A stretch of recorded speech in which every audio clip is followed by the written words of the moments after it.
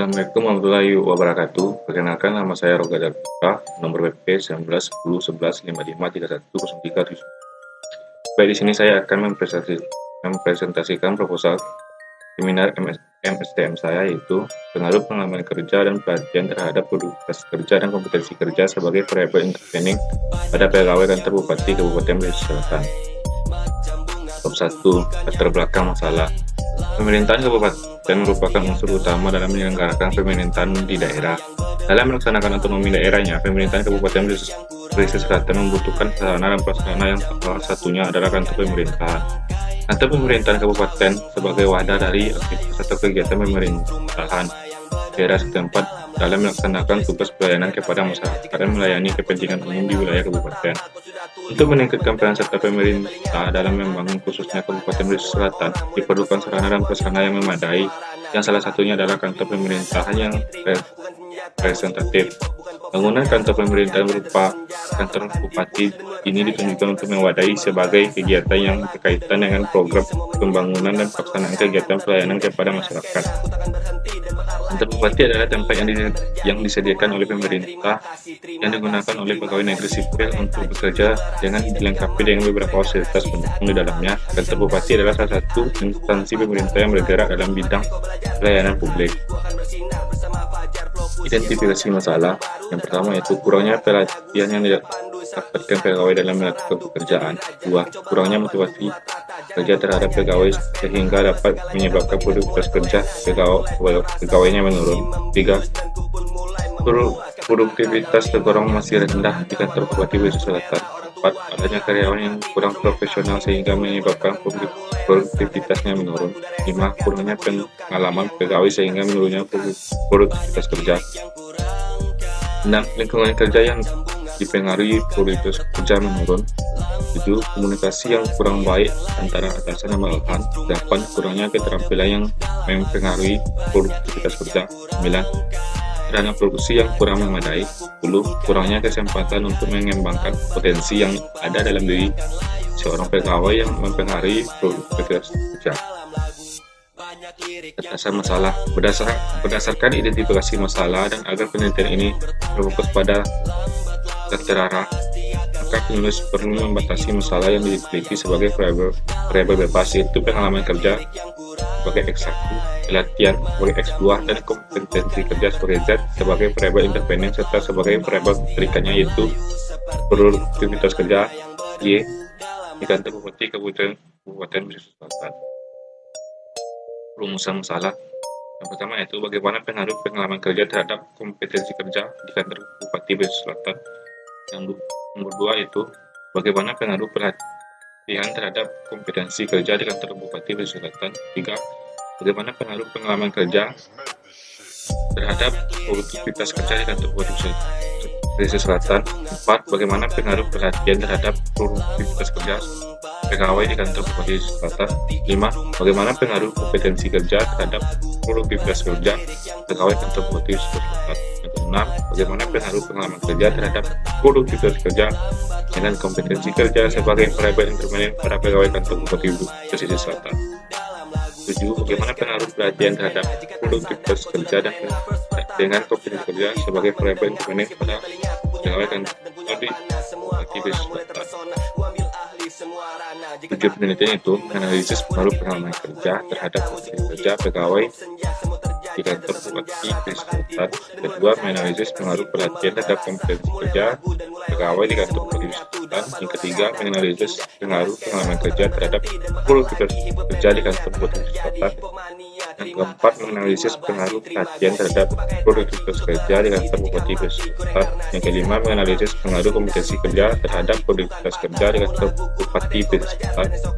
Yang keenam, menganalisis pengaruh pengalaman kerja terhadap produktivitas kerja dengan kerja sebagai variabel intervening di kantor Bupati Brebes Selatan. Ketujuh itu menganalisis pengaruh pelatihan terhadap produktivitas kerja dan dengan kompetensi kerja sebagai variabel intervening di kantor Bupati Brebes Selatan.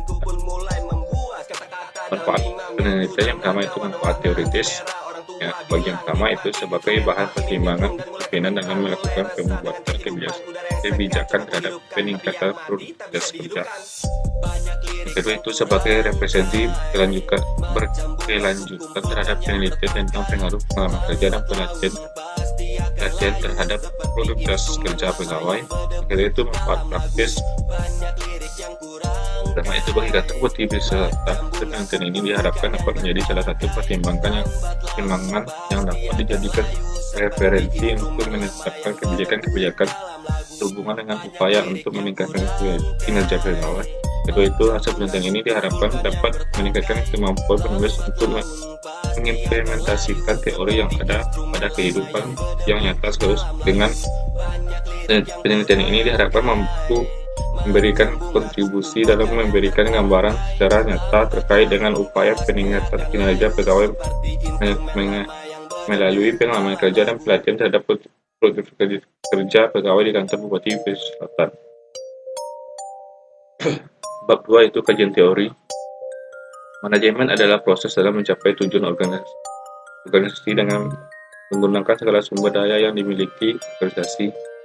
Manajemen sumber daya manusia adalah proses memberdayakan untuk memaksimalkan anggota organisasi sehingga mampu mencapai tujuan organisasi tersebut secara efektif dan efisien. Produktivitas kerja adalah kemampuan karyawan dalam memproduksi dibandingkan dengan input yang digunakan. Seorang karyawan dikatakan produktif jika mampu menghasilkan barang dan jasa sesuai dengan yang diharapkan dalam waktu yang singkat dan tepat. Produktivitas bagi karyawan merupakan persyaratan kerja yang harus dipenuhi oleh setiap karyawan. Pengalaman kerja merupakan kemampuan seorang dalam melaksanakan semua tugas dan kewajiban berdasarkan pada pengalaman di suatu atau bidang pekerjaan tersebut. Pengalaman kerja merupakan hal yang berperan penting dalam meningkatkan suatu efektivitas kerja, karena orang yang mempunyai pengalaman kerja yang tinggi akan berusaha dengan sekuat tenaga supaya pekerjaan dapat berhasil dengan sebaik-baiknya, akan membentuk suatu peningkatan produktivitas kerja. Pelatihan merupakan suatu upaya guna mengembangkan SDM terutama dalam bidang pengetahuan, kemampuan, keahlian, dan sikap pengetahuan. Yang dimaksud adalah pengetahuan tentang ilmu yang harus dikuasai pada suatu posisi atau jabatan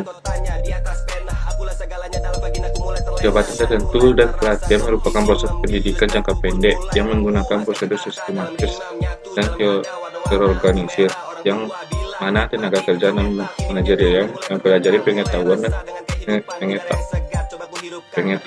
keterampilan teknis untuk tujuan tertentu. Secara umum, kompetensi lebih menekankan pada perilaku produktif yang harus dimiliki serta diperagakan oleh seseorang dalam melaksanakan suatu pekerjaan agar dapat berprestasi luar biasa. Kompetensi sangat diperlukan dalam setiap proses sumber daya manusia. Semakin banyak kompetensi dipertimbangkan, maka semakin meningkat pula kinerja. Kompetensi karyawan yang terdiri dari pengetahuan, kemampuan, dan keterampilan disesuaikan dengan bidang pekerjaan yang dibutuhkan oleh organisasi sehingga dapat menghasilkan kinerja karyawan yang berprestasi. Kajian penelitian yang relevan. Banyak penelitian yang relevan yang sebelumnya telah dilakukan para peneliti terdahulu. Sebagai penelitian yang relevan ini penuh sebagai acuan dan bahan pertimbangan untuk mengkaji permasalahan dalam penelitian ini.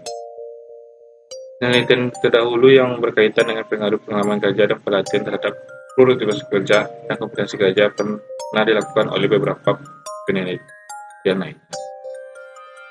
Kerangka pikir merupakan model konseptual tentang bagaimana teori berhubungan dengan berbagai faktor yang telah diidentifikasi sebagai masalah yang penting.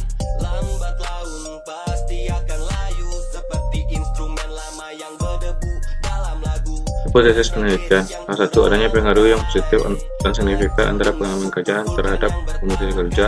Dua, adanya pengaruh yang positif dan signifikan antara pelatihan terhadap kompetensi kerja. Tiga, adanya pengaruh yang positif dan signifikan antara pengalaman kerja dan produktivitas kerja. Empat, adanya pengaruh yang positif dan signifikan antara pelatihan terhadap produktivitas kerja. Lima, adanya pengaruh yang positif dan signifikan antara kompetensi kerja terhadap produktivitas kerja. Enam, adanya pengaruh yang positif dan signifikan antara pengalaman kerja terhadap produktivitas probabilitas kerja dengan probabilitas kerja sebagai variabel terdeterminis. Strategi adanya pengaruh yang positif dan signifikan antara terhadap probabilitas kerja dan probabilitas kerja sebagai variabel terdeterminis. Bab 3 yaitu objek penelitian. Dalam penelitian ini yang dijadikan objek penelitian adalah kantor bupati Bali Selatan. Jenis penelitian yang digunakan dalam penelitian ini menggunakan metode survei.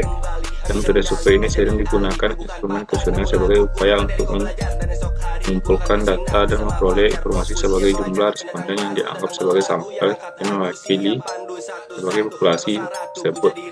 Dalam survei dilakukan dalam proses mengumpulan informasi, fakta, dan analisis data sosial yang bersifat struktur serta mendetail melalui instrumen kuesioner atau pertanyaan tertentu yang menyangkut pembahasan dalam penelitian ini secara tersusun.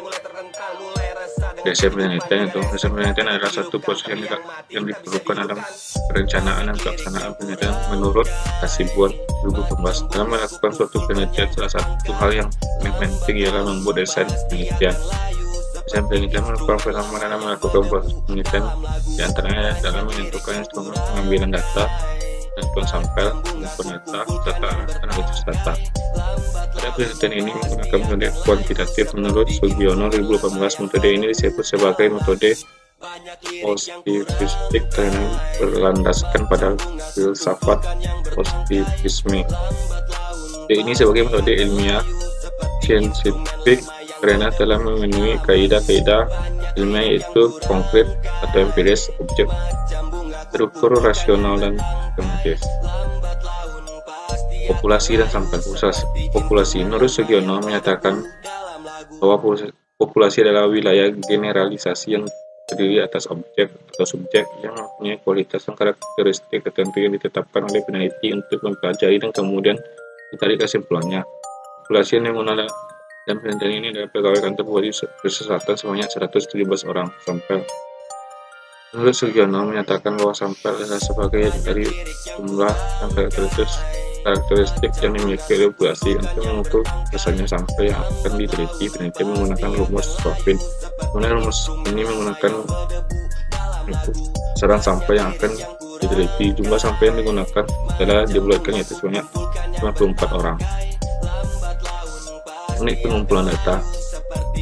Di dalam satu penelitian, metode pengumpulan data merupakan suatu faktor yang penting yang diperoleh dari data yang didapat dalam penelitian. Metode pengumpulan data yang digunakan dalam penelitian ini adalah kuesioner atau angket.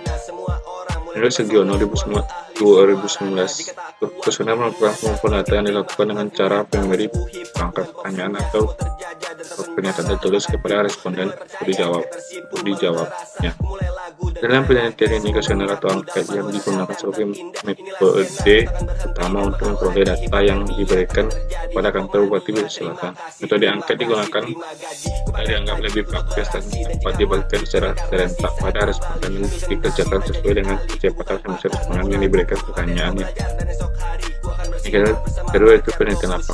Yaitu penelitian yang didasarkan pada peninjauan langsung di lapangan untuk memperoleh data yang dibutuhkan dengan melakukan wawancara, pengamatan, pengajuan pertanyaan, dan kombinasi dari semua cara di atas.